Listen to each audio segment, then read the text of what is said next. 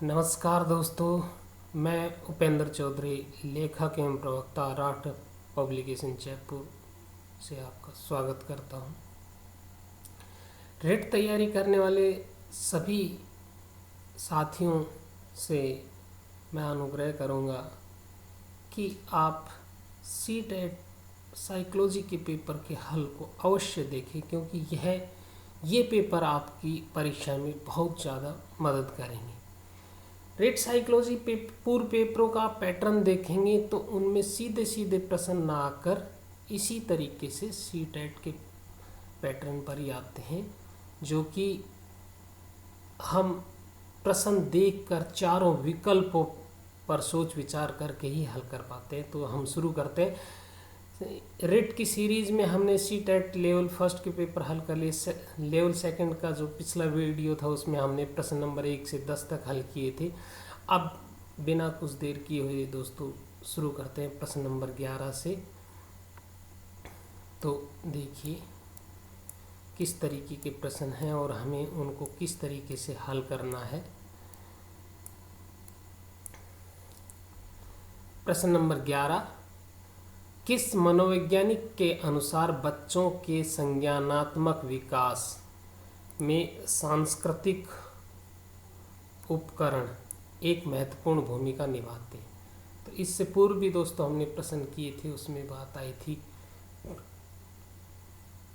सामाजिक सांस्कृतिक जो सिद्धांत दिया है ये लेवी वाइगोत्स्की ने दिया है। तो इसका जिस तरीके से हम थोड़ा सा और विकल्पों पे देखें कि भी जीन पियाजे ने संज्ञानात्मक सिद्धांत दिया है, अल्बर्ट बांडुरा ने सामाजिक अधिगम का सिद्धांत दिया है। तो उनसे संबंधित तो सामाजिक संस्कृति को महत्वपूर्ण भूमिका वाइगोत्स्की ने कहा है। नेक्स्ट प्रश्न देखिए दोस्तों, आंशिक दृष्टि वाले विद्यार्थी के लिए निम्नलिखित में से कौन सी अधिगम सामग्री उपयुक्त नहीं है? देखिए दोस्तों, नहीं वाले प्रश्नों के लिए सीटेट ने भी देखो कितनी गंभीरता दिखाई है कि अंडरलाइन किया है। मैंने नहीं किया, ये पेपर में ही अंडरलाइन है। अब तो इसलिए आपको भी हल करते समय जहाँ प्रश्न नहीं हो उसको थोड़ा सा तसल्ली से प्रश्न को समझना है। फिर चारों विकल्पों को, तो यानी कि आंशिक दृष्टि, यानी कि नॉर्मल दृष्टि नहीं है विद्यार्थी की, कम दिखता होगा, तो उसके लिए कौन सी अधिगम सामग्री उपयुक्त नहीं है? नहीं है इसका मतलब 3 तो इसमें उपयुक्त हैं और 1 उपयुक्त नहीं है। तो हम देख लेंगे, अंतर अपने आप पता लग जाएगा। बड़े आकार में मुद्रित पुस्तकें, ये तो सही है, होनी चाहिए ताकि उसको आसानी से देख सके।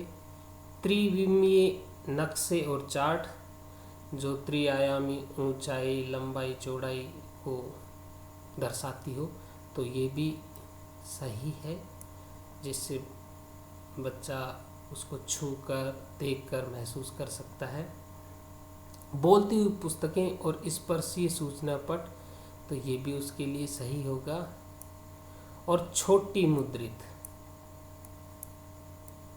वाली ये नहीं होगी, कार्यशीट। अब देखिए इसमें एक चीज़ और आप देख सकते हैं, इन प्रश्नों में कुछ में आपको 2 विकल्प एक दूसरे के विरोधी टाइप से मिल जाएंगे। जैसे पहला ये बड़े आकार की कह रहा है और ये छोटी आकार की कह रहा है, तो स्पष्ट है कि इन दोनों में से एक होगा, तो ये गलत है। तो हमारा उत्तर सही हो जाएगा। ये उपयुक्त नहीं है पूछ रहा है, तो ये नहीं है, इसलिए आपको उत्तर 4 नंबर विकल्प करना है। नेक्स्ट प्रश्न देखिए दोस्तों, समावेशी शिक्षा के पीछे अंतर्निहित विचार। समावेशी शिक्षा को दोस्तों मैं एक शब्दों में समेटता हूँ, वो कि ऐसी शिक्षा जो सबके लिए है, सभी के लिए शिक्षा ही समावेशी शिक्षा है। ये किसी प्रकार की किसी भी विद्यार्थी में किसी भी तरह का भेदभाव नहीं करती है। तो इस तरीके से आप ये मत सोचना किसी स्पेशल बच्चे के लिए है ये सबको जोड़कर चलने वाली, सबके लिए और सबको शिक्षा उपलब्ध कराए, इस तरीके का विचार है। तो अब इसके आधार पे हम विकल्पों को देखेंगे कि बच्चों को उनकी योग्यता के आधार पर पृथक करना। मैंने एक बात बताई, पृथक करने वाली इसमें भावना नहीं है, ठीक है, तो ये नहीं होगा। बच्चों की अक्षमताओं के आधार पर उनकी सीमाओं की पहचान करनी और नामांकित। तो देखो ये भी एक तरीके से विभेद पैदा कर रहा है। अक्षमताओं के आधार पर उनकी सीमा निर्धारित कर रहा है, तो एक तरीके से उन पर बाउंडेशन लगाने की इस तरीके से बात है। ये विकल्प भी नहीं होगा, पहला विकल्प भी नहीं होगा। अलग अलग क्षमताओं वाले बच्चों के लिए विशिष्ट शैक्षिक संस्थानों का प्रावधान। अब ये भी अलग अलग क्षमता के आधार पर अलग अलग शिक्षण संस्थान की बात करता है, सभी बच्चों को एक साथ एक संस्थान में शिक्षा देने की बात नहीं करता है, तो ये विकल्प भी इसका नहीं होगा। नेक्स्ट देखिए, दार्शनिकता की सभी बच्चों को नियमित विद्यालय समान शिक्षा पाने का अधिकार है, तो ये इसका विकल्प सही होगा। नेक्स्ट प्रश्न देखते हैं दोस्तों, प्रतिभाशाली और सृजनात्मक बच्चों की आवश्यकता को किस प्रकार से संबोधित किया जा सकता है? तो उनको चुनौतीपूर्ण कार्य और नीरसता दूर करने वाले क्रियात्मक क्रियाकलाप देकर, ये बात सही लग रही है। बाकी फिर भी हम और विकल्पों को भी देखते हैं कि वे प्रश्न देकर जिनमें अभिमुखी चिंतन की आवश्यकता है, ये नहीं होगा। ऐसे प्रश्न देकर हम उनको एड्रेस नहीं कर सकते। प्रश्न हल करने के लिए विशिष्ट निर्देश उपलब्ध करवाकर, ये भी नहीं होगा। और रटने पर आधारित परीक्षा, ये रटने की तो आप ये ध्यान रख लेना, किसी भी प्रश्न में जब रटने पर बल दे तो वो अधिगम अच्छा नहीं होता, वो किसी भी तरीके से कुछ नहीं हो सकता। तो आज की जो NCF है, नई शिक्षा नीति है, वो भी रटने पर बल नहीं देती है, वो समझने पर बल देती है। अब पहला विकल्प देखिए, चुनौतीपूर्ण कार्य, प्रतिभाशाली उनमें बुद्धि है, सृजनात्मक बालक वो होते हैं जो कुछ नवीन नया करते हैं, कुछ नया आविष्कार करते हैं एक तरीके से, तो चुनौतीपूर्ण कार्य उनको करना पसंद है और वो ऐसे कार्यकलाप में बिजी रहना चाहते हैं जिसमें नीरसता ना रहे, कुछ न कुछ नयापन रहे, तो पहला विकल्प इसका सही हो जाएगा। नेक्स्ट प्रश्न देखिए दोस्तों, पठन वैफल्य। अब आप प्रश्न में थोड़ा सा गौर से देख लेंगे तो कुछ प्रश्नों के उत्तर मैंने कई बार कहा है कि प्रश्न में ही छुपे होते हैं। तो बच्चों की पहचान किस प्रकार की जा सकती है? देखिए, अंग्रेजी में आपने ये पढ़ा होगा डिसलेक्सिया, यानी कि ये वो बीमारी होती है जो बच्चे पठन में समस्या। तो ऐसा विकल्प आए जिसमें पढ़ने पढ़ाने से जो संबंधित जो समस्या है, तो वो हमारा विकल्प इसमें सही होगा।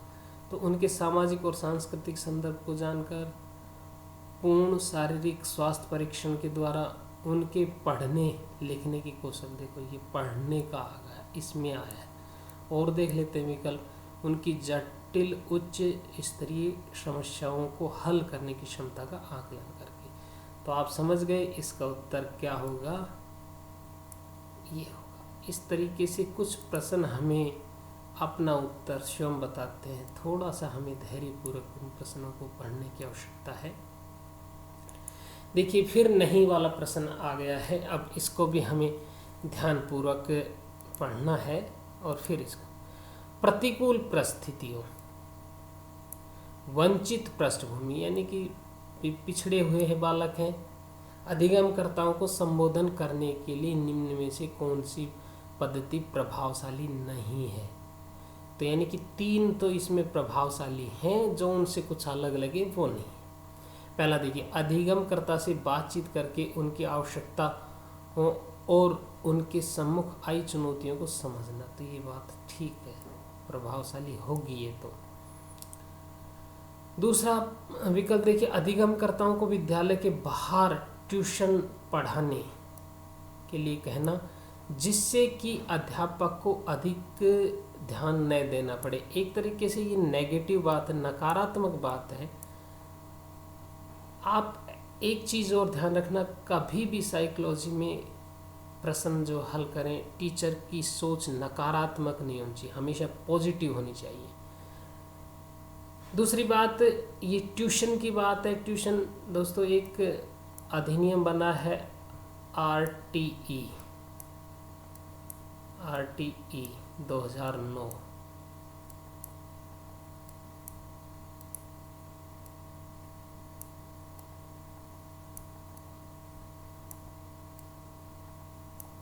उसके अनुसार ट्यूशन पर प्रतिबंध है। और एक बात ध्यान रखना, ये लागू जो है 1 अप्रैल 2010 को हुआ है।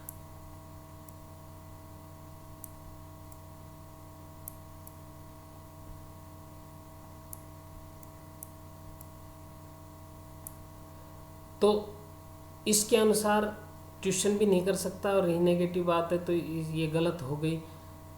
पर हमें और विकल्प भी पढ़ लेने हैं ताकि हमें ये पता रहे कि हाँ, प्रभावशाली पद्धतियाँ कौन कौन सी हो सकती हैं। तो विद्यार्थी को संतुलित और चुनौतीपूर्ण लक्ष्यों के लिए अभिप्रेरित करना, उपयुक्त शिक्षण सहायता उपलब्ध कराने की बात भी सही है। कार्यकलाप के लिए सहयोगी समूह बनाना, विद्यार्थियों में एक दूसरे के समर्थन के लिए प्रोत्साहित करना। तो ये सहयोगी समूह बनाना, ये भी अच्छी बात है, पॉजिटिव बात है। टीचर को बच्चों के अंदर सहयोग की भावना पैदा करना भी ज़रूरी है। तो ये बात भी इनकी प्रभावशाली तरीका है, लेकिन ये दूसरा विकल्प नहीं है, तो इसलिए हमारा सही उत्तर हो जाएगा 2 नंबर।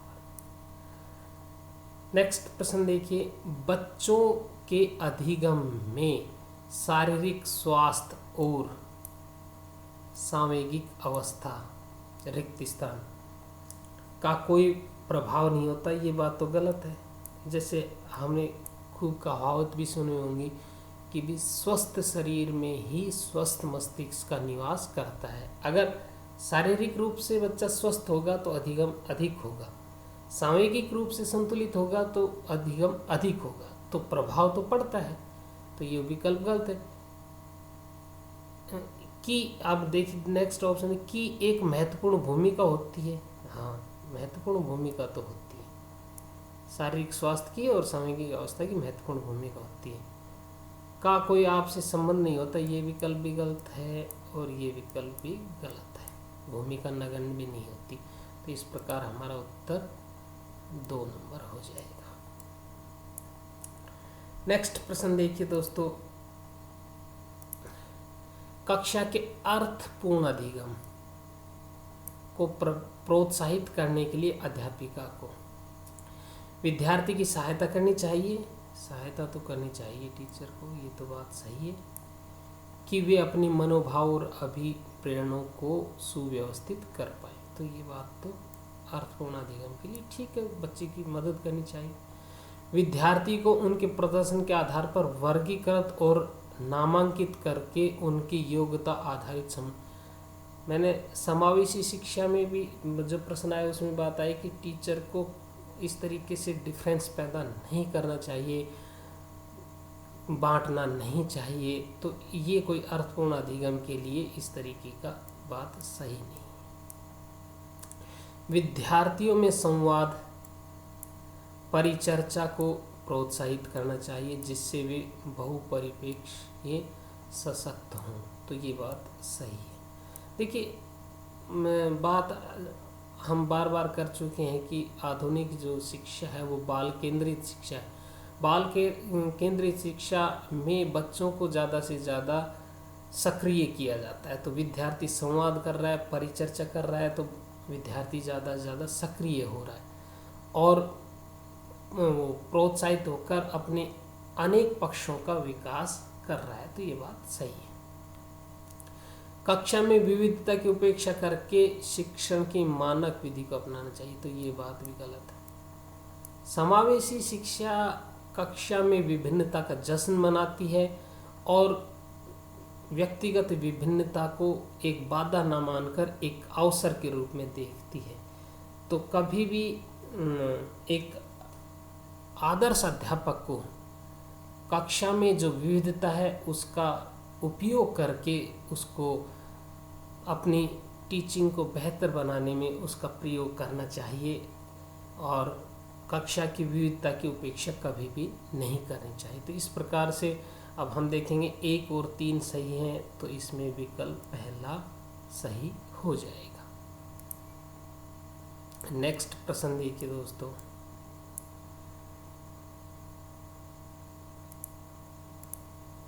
अधिगम 1 रिक्त स्थान और रिक्त स्थान प्रक्रिया है। अब देखिए सरल प्रक्रिया तो हो नहीं सकती,